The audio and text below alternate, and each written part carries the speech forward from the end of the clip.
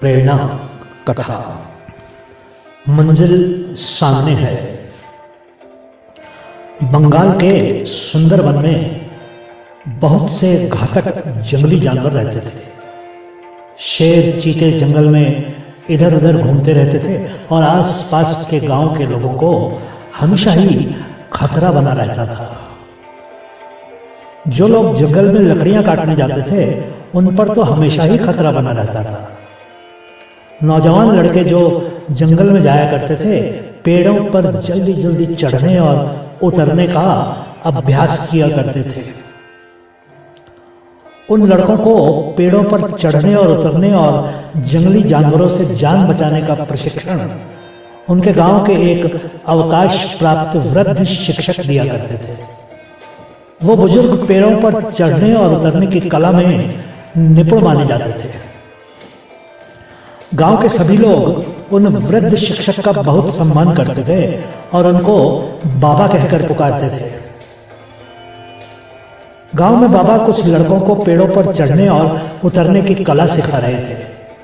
ये प्रशिक्षण कुछ महीने से चल रहा था। आज उन लड़कों के प्रशिक्षण का अंतिम दिन था। उस दिन बाबा ने सीखने वाले सभी लड़कों से कहा, आज तुम्हारी तालीम का अंतिम दिन है।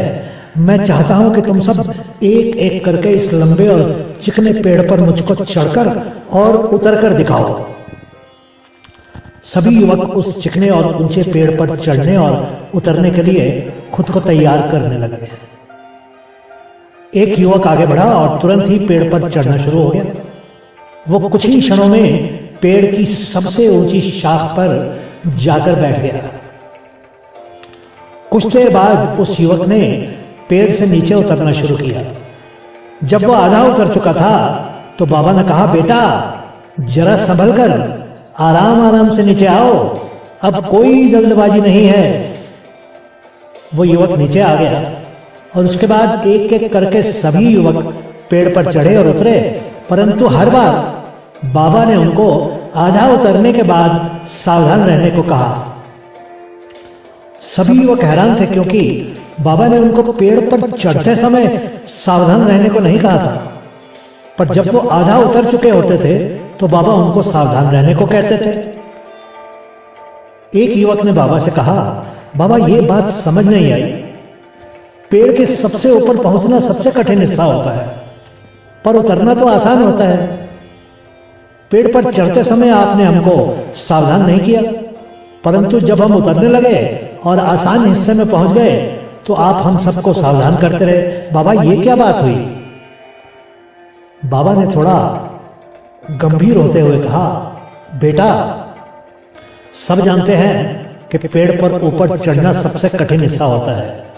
ऊपर चढ़ते समय हम सब सतर्क ही होते हैं और संपूर्ण सावधानी रखते हैं, परंतु जब हम नीचे आ रहे होते हैं और अपने लक्ष्य के नजदीक होते हैं हमको सब बहुत ही आसान लगने लगता है।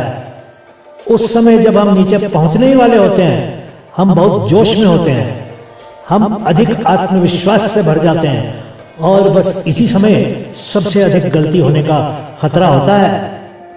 इसलिए मैं तुम लोगों को नीचे उतरते समय सावधान कर रहा था ताकि तुम कोई गलती न कर बैठो और अपनी मंजिल को ना पा सको। सभी युवक बाबा की बात को बहुत अच्छी तरह से समझ गए। उनको बहुत बड़ा पाठ सीखने को मिल गया था। मित्रों, जब हम कोई भी काम शुरू करते हैं प्रारंभ में तो हम बहुत ही सतर्क होते हैं और हर कदम बहुत संभल कर उठाते हैं। सफलता पाने के लिए हम अपने लक्ष्य भी निर्धारित करते हैं। जब हम अपने लक्ष्य को प्राप्त करने के बहुत पास होते हैं हम बहुत अधिक जोश में होते हैं और आत्मविश्वास से भरे होते हैं। हम सोचते हैं कि अब तो मंजिल हम पा ही लेंगे, बस वहीं पर हम गलती कर देते हैं। आपको क्रिकेट के बल्लेबाजों के बहुत से उदाहरण मिलेंगे। कितने ही महान से महान खिलाड़ी भी 99 रनों पर आउट हो जाते हैं। वो सोचते हैं कि अब एक ही रन तो बाकी है और वो उत्साह में कोई गलत स्ट्रोक लगा देते हैं और आउट हो जाते हैं। काम को लक्ष्य तक पहुंचाने की कला जिन लोगों को आती है वो सफल हो जाते हैं, और बहुत से लोग अपने लक्ष्य तक पहुंचने में चूक जाते हैं। मित्रों, आप भी ध्यान रखिएगा कि 99 पे आउट होने में और 100 रन बनाने में सिर्फ 1 रन का फर्क होता है, पर शतक वीरों में आपका नाम नहीं आता। सुनने के लिए बहुत बहुत धन्यवाद।